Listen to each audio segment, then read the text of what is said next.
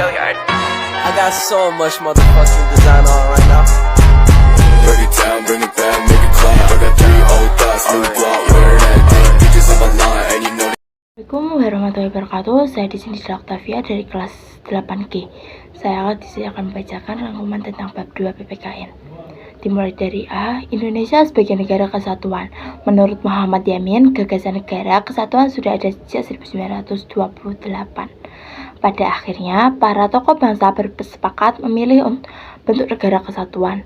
Pada perjalanan-perjalanannya, karena dinilai berpotensi terjadi disintegrasi bangsa, maka RIS dibubarkan pada Agustus 1950. Bentuk negara kesatuan ini ditegaskan dalam pasal 1 ayat 1 Undang-Undang Dasar Negara Republik Indonesia tahun 1945, UUD NR tahun 1945. Pada praktiknya, Indonesia menjalankan konsep negara kesatuan dengan sistem desentralisasi. B. Indonesia sebagai negara republik. Bentuk negara dibentuk menjadi 2, yaitu 1. Kesatuan, yaitu negara yang bersusun tunggal. 2. Federasi, yaitu negara yang bersusun jamak. Bentuk pemerintah dibedakan menjadi 2, yaitu monarki, yaitu suksesi pemerintah diwariskan secara turun-temurun. 2. Republik, yaitu suksesi pemerintah dilakukan melalui manelisme pemilu. Pada akhirnya, pemilihan kepala negara sekaligus kepala pemerintah pernah dilakukan melalui Majelis Permusyawaratan Rakyat (MPR) yang terdiri dari berbagai demen bangsa. Negara Indonesia dengan bentuk pemerintah republik memberikan kesepakatan kepada putra-putra terbaik bangsa untuk menjadi pemimpin di negeri ini. Karena itu, sebagai pelajar, kalian harus memiliki etos pelajar dan cita-cita yang tinggi. C. Indonesia sebagai negara hukum. Indonesia merupakan negara hukum. Ini pasal 1 ayat 3 Undang-Undang Dasar Negara Republik Indonesia tahun 1945, UUD NIR tahun 1945. Negara Indonesia adalah negara hukum. Indonesia sebagai negara hukum mengembangkan perangkat hukum sebagai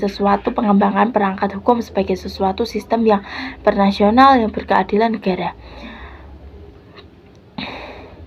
Hukum Indonesia itu menjunjung tinggi nilai-nilai kemahaesaan dan kekuasaan Tuhan. D. Indonesia sebagai negara yang berkedaulatan rakyat. Keseiringan perjalanan negara Indonesia, UUD NIR tahun 1900 mengalami amandemen mulai tahun 1999 sampai dengan tahun 2002. Indonesia merupakan negara yang berkedaulatan rakyat sekaligus berkedaulatan hukum. Kedaulatan rakyat yang berdasarkan pada Pancasila memiliki 2 asas pokok, yaitu asas kerakyatan dan asas musyawarah. Nah, sebagai warga negara yang baik, kalian bisa melakukan hak kedaulatan rakyat kalian dalam bentuk berpartisipasi. Titik sebagai kehidupan organisasi di sekolah maupun di masyarakat.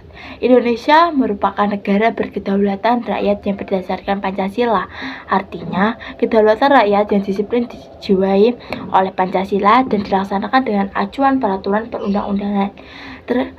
Ini adalah tentang bacaan PPKN bab 2. Saya akhiri. Wassalamualaikum warahmatullahi wabarakatuh.